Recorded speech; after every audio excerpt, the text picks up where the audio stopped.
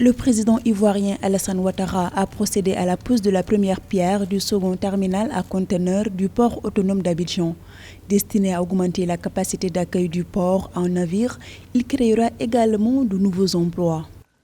Pour inaugurer le lancement de ce grand projet, un projet qui fera pratiquement 600 milliards d'investissements, aussi bien par le privé que par le gouvernement chinois et japonais et bien sûr l'État de Côte d'Ivoire.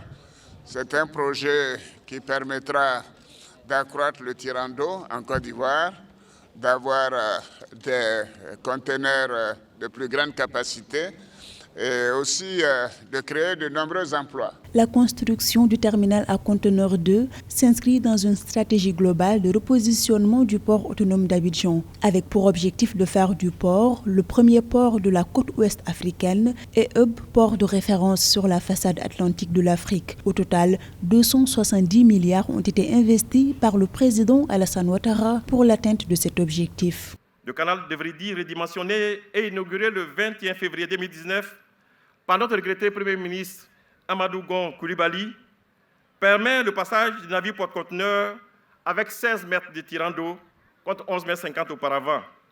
Et ces navires peuvent transporter jusqu'à 14 000 conteneurs contre 3 500 conteneurs aujourd'hui.